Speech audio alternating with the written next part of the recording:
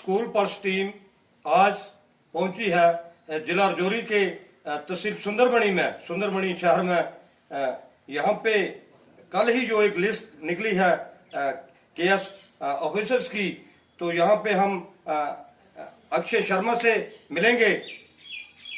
तो सबसे पहले अक्षय जी, स्कूल पल्स में आपका स्वागत है। धन्यवाद सर, थैंक यू।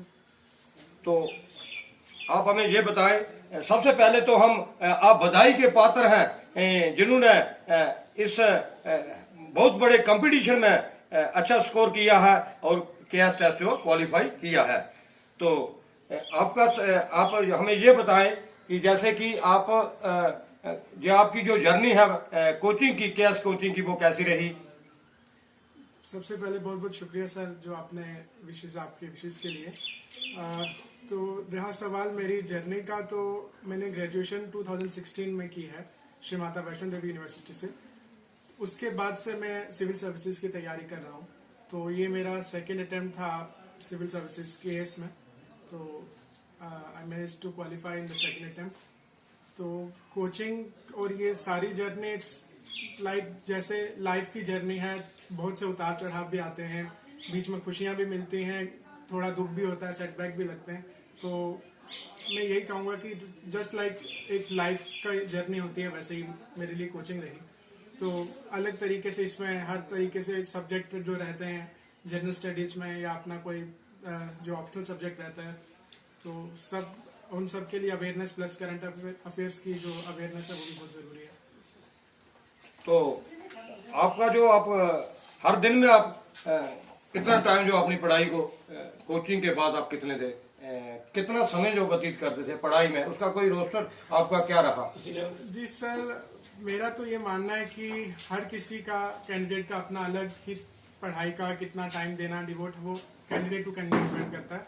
और मेरा भी कुछ ऐसा फिक्स नहीं था कि मुझे दिन में इतने घंटे पढ़ाई करनी है।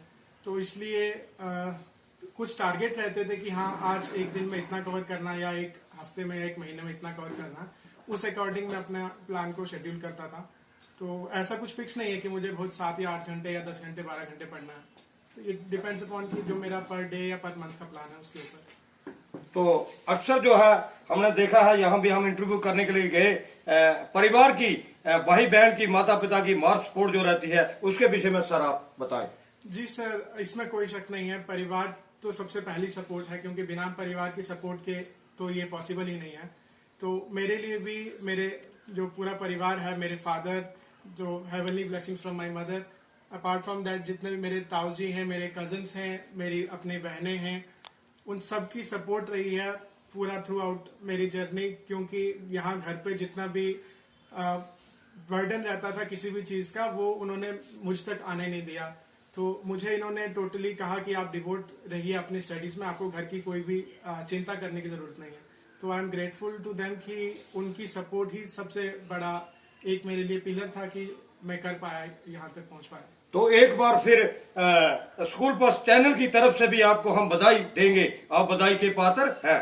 तो लास्ट में आप जो बच्चे अभी केएस की या आईएएस की तैयारी में जुटे हैं, आप क्या संदेश उनको देंगे रियासत जम्मू कश्मीर ड्यूटी में? जी सर, बहुत बहुत शुक्रिया। तो सर, जितने भी कैंडिडेट्स आने वाले हैं उन सभी से मैं यही कहूंगा कि सबसे पहला हार्डवर्क बहुत जरूरी है इसके लिए, और प्लस आपको अपने पे कॉन्फिडेंस होना बहुत जरूरी है। जब तक कॉन्फिडेंस नहीं रहेगा तब तक आप नहीं कर पाएंगे। बहुत ऐसे मोमेंट्स भी आते हैं कि कई बार आपको फेलियर मिलता है, सेटबैक मिलते हैं, उस टाइम पे आपका कॉन्फिडेंस होना बहुत जरूरी है, और आपके परिवार की, आपके फ्रेंड्स की सपोर्ट और मोटिवेशन बहुत जरूरी है। तो इट्स ए जर्नी, यहाँ टाइम लग भी सकता है, कुछ कैंडिडेट्स बहुत जल्दी क्लियर कर जाते हैं, कुछ को टाइम भी लगता है। तो सबसे बड़ा इसमें जो जरूरी है, आपको अपने पे सेल्फ कॉन्फिडेंस बहुत जरूरी है।